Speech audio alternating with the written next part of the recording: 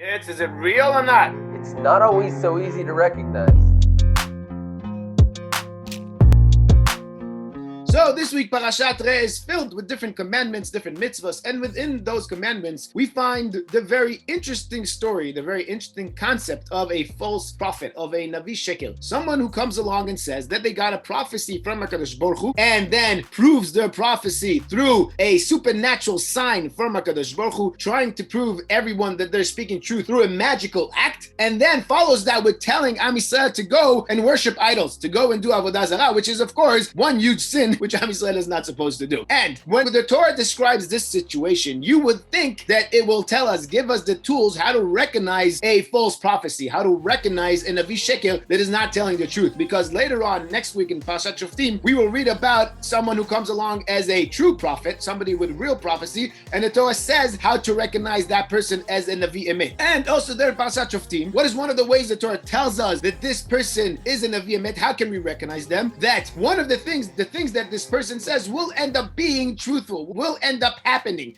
Yet when we look at this week's parasha, the Navi Shekel, the false prophet, starts with a supernatural sign that is actually happening. So first of all, this is very confusing. How are we supposed to recognize this person as being a false prophet if we don't have the tools? And second of all, if he's carrying out a supernatural sign like we're told in a week's time. But then on top of all of this, why is this happening? What's going on over here? The Torah says Hashem is testing us. This is an isayon for Am Yisrael. And again, the big question is, how can this be a test if we don't have the tools to deal with this test? How are we supposed to succeed in this test if we don't even know what's going on, if we don't know how to handle this kind of person, this kind of a false prophecy? So what exactly is the story of Navi Shekel? How exactly are we supposed to succeed in the story of Navi Shekel? And how is this related to today's day and time when we have no Nevuah around? What can we learn from this? What can we get out of these stories over here? It's very interesting. And actually, if we look one step further, what is this a test for? It's not a test to see that we fear God, which is, I think, what we would expect, right? We're doing something bad. Usually not following God is the lack of fear of God. But that's not what it says here. Very interestingly, it says this is a test to test. Do we love God with all of our soul and all of our heart? That's what this is about. This is a test of our love, not a test of our fear, not a test of our obedience of God. It's the test of our love. Why is this a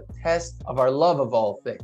But maybe that's exactly the key to understanding what's happening. The concept of Ahavat Hashem and what that's about. Maybe that's what this is actually about, this whole Parsha about the Navi Shekel. Because let's look at the situation. The Navi comes here, he brings proof. Everyone around you is saying, look, he's doing miracles. It's fact, God's with him. We must listen to him. This is the reality. Look at the reality in the face. And we'd expect to see what answer we're supposed to give. And as you said, there is no answer. It doesn't say, okay, this is how you should analyze. This is how you should prove that this Navi is wrong. No, none of that. The Torah just moves on and says, forget all that. Forget what you just saw. If you truly love God, you won't care. You're just going to follow because you won't listen to any nevuah that's going to tell you to follow a different God, because that's what love is actually about. Love is tested in those moments that are irrational, because love is seen, love is expressed, especially when things are irrational. When things are rational, when it's logical to do something, that's not love. It's just, the logical thing to do. It's what is best for you. It's, the most logical thing that everyone should be doing. When do you see love? When it's not logical. When you look in the face of reality and you know what? Everything and all the signs are saying the exact opposite. But as Shlomo HaMelech says in Shir HaShirim, Mayim Rabim lo yuchlu lechabot et ahava. Even the greatest waters that wash upon you won't be able to put out the flame of love, because love is expressed not in being able to give the logical answer and explain why this is right and why that is right. Love is expressed by things that you just know in your gut. It's who you are, it's what you want, and you just follow God because you love him with all your soul and all your heart. That's why this case is a test of love, because if, as we'll see in next Parsha, what he says doesn't come true, you don't necessarily need love to overcome that challenge. Here you need love love. This is the test of love. And I think that this concept, as you said, is truly connected also to today, even without nevuah. You know what? It's even more connected to today because everything we have around us is only nevuah sheker. What we don't have is nevuah emet. That's what we're missing. We have no real prophecy. Everything around us is always the reality. Everyone around us saying, look at the reality, look at things. For years and generations in the galut, we were always told,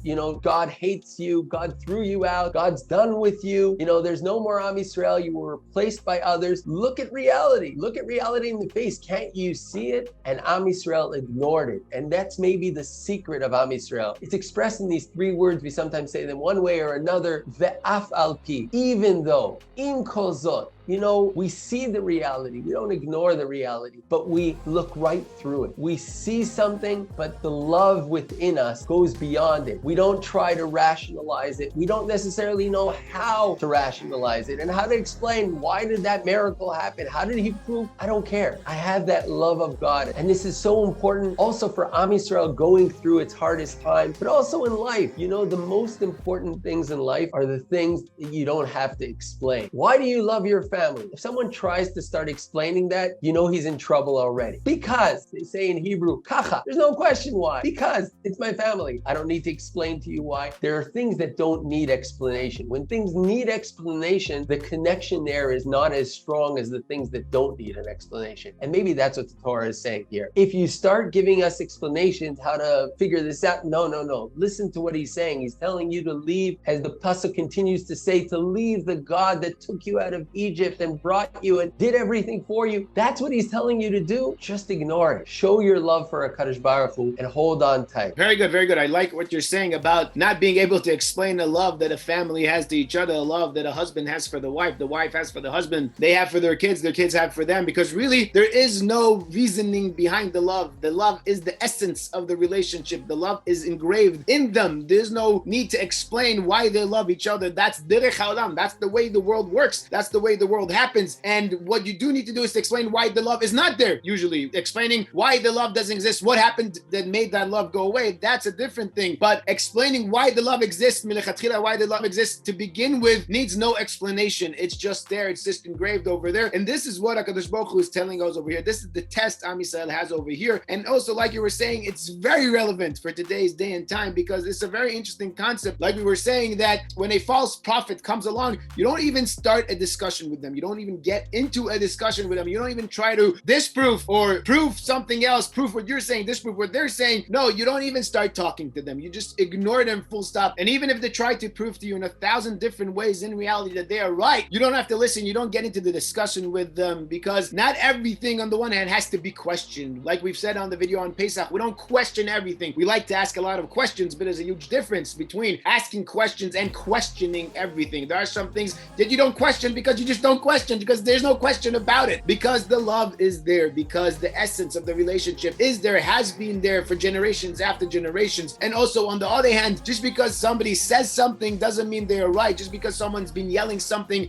off their mind in today's reality doesn't mean that what they're saying is true, just because today it seems like that. It's very easy to take things in today's reality and bend them to fit the way reality is today. Like, again, we've seen so many times in social media when you take things from 10, 15 years ago and try to bring them to today's day and age. And that's only 10, 15 years. That's not even more than that. But if you try to take things from 10, 15 years ago and apply them to today, it loses the right context. They seem outdated and totally wrong, and sometimes even awful and not relevant for today's day and age. And again, that's only 10, 15 years ago. We're talking about the relationship that Am Yisrael has with HaKadosh Baruch Hu for generation after generation, for thousands of years already. And of course, we have to mention the Mishnah and Avos, the very famous basic Mishnah and Avos on what real love is, what love that is a lasting love. What is that about? As the Mishnah says, it's a love that isn't dependent on anything. She'ena tluya badavar. That's a real lasting love. That's the love that will last forever. That's the love which has no reasoning behind it, because it's just there. It's just engraved there. That's the relationship with HaKadosh Baruch Hu. It's not about the Navi Sheker, what he says, what he does. It's about you, about your relationship with HaKadosh Baruch Hu. It's what you went through in your life. It's about our relationship with HaKadosh Baruch Hu, generation after generation. That is what's being tested over here. That is what HaKadosh Baruch Hu wants us to show to him over here, together, the love that we have for him, expressing our side of the covenant of the brit we have with HaKadosh Baruch Hu without any reasoning around, and this is how this love has been lasting for so long. And also one word about the Navi Sheker that uses some sort of magic in reality to prove their point, some sort of a truth in reality to prove their point, just like Rav Kook and Enaya says about Emet and Sheker, the famous Gemara in Masechet Shabbat, that talks about the concepts of Emet and Sheker. Sheker, the letters in Hebrew being very close to each other. Emet, the letters in Hebrew, Aleph, Mem, Taf, Aleph being the beginning, Taf being the end, Mem being in the middle, covering all the Aleph Bet together. That's Emet. Sheker, sometimes it's close. That's what the Gemara says. Sheker is easier to find because it's closer. Emet is a lot of times harder to find because they're further away. But also says Rav Kook, Sheker always starts with some kind of Emet in it, some kind of truth in it. These letters are together in the Aleph Bet. It has some kind of truth to it. That's how you start a Sheker. You don't start a Sheker with a total lie, with something that totally doesn't make any sense at all. No, any Sheker begins with some kind of truth. And again, going back to today's day and age, looking at what's going on in social media, looking at politicians, how people like to spin reality around to fit the narrative. No matter what happens and how reality proves them wrong, they will always be right because A, B, C, D, and then they bring their reasonings. It's a lot harder to find the truth. It's a lot harder to search for the truth. But like Rav Kook says, in order to find the truth, you look at the beginning, you look at the middle, you look at the end. You don't look just at one time in reality, at one incident. You look at everything that's going from the beginning to the end, and then you will know what truth is, where the truth is, and taking it back to today's day and age, and taking it back to what the Torah tells us about Navi Sheker. Again, it's not about what the Navi Sheker says. It's not about what's going on in reality, trying to prove one way or the other. No, it's about your love to HaKadosh Baruch Hu, your love to HaKadosh Baruch Hu, our love as a nation to HaKadosh Baruch Hu, that's been there for generations after generations, based on the values that the Torah gives us. That is our truth. That is the truth we believe in, and this is the truth that continues to lead us throughout the generations. Maybe this is no coincidence that when we're talking about a Navi Sheker, we see no explanation. Just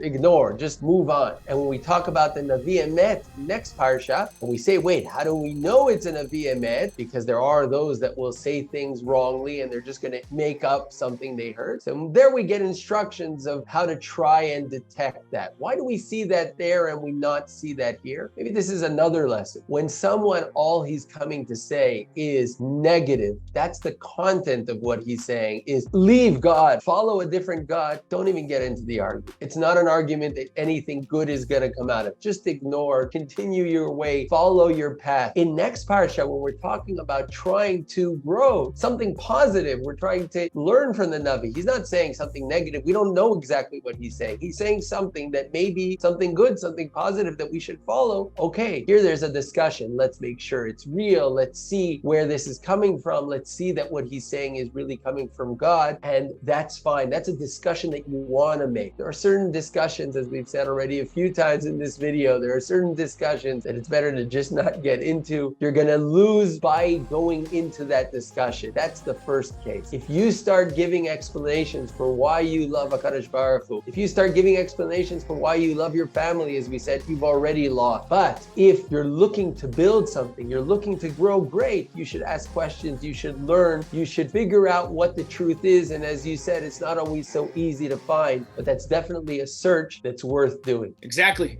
And again, we've discussed these different topics so many times. One of them, questioning everything and questions about things, a super important topic. We talked about it before Pesach and Leila Seder. You can look up that video on our channel. There's also other videos to look up. We'll link them also at the end of this one. The previous 2 years of Parashat Torah, we talked about the concept of tzedakah, because tzedakah is not about giving money. It's not about the money that you're giving. It's something else, totally something else. We'll link that video. We also discussed the big, great concept of Har HaBayit. Why Har HaBayit? Why Makom HaMikdash is so important to us, to the Jewish nation. And again, talking about social media, amazing how in today's day and age of the false narrative where everything is such one big lie all over social media, it seems like Har HaBayit has been forgotten from the conversation in Judaism. And in the end of the day, the Kotel is just a wall of Har HaBayit. You know, Har HaBayit for us is the place. We discussed that topic in a different year. We'll link that video also. But also, it's Erev Rosh Chodesh Elul, Chodesh Rachamim V'Aslichot, the time when we start doing tshuva, and tshuva out of Ahava, tshuva out of Ira. The most basic thing to remind ourselves is this relationship with HaKadosh Baruch Hu, the love we have for HaKadosh Baruch Hu, as HaKadosh Baruch Hu is coming towards us, a Melech Basadeh. It's time for us to step up and come back towards HaKadosh Baruch Hu, remind ourselves of this truth, of this emes that we have lived by, that we live by, and that we will continue to live by, the truth that is our North Star and that guides us in our life. But we're out of time, so we'll end here. As usual, if you enjoyed this video, please feel free to like it, comment below on YouTube, and if you haven't yet subscribed to the channel, please consider subscribing, help us grow this channel, and share the video around. And Shkoyach Yitzi. Shkoyach Tuvia, Chodesh Tov, Shabbat Shalom. Chodesh Tov, Shabbat Shalom, and Am Yisrael. We'll talk again next week.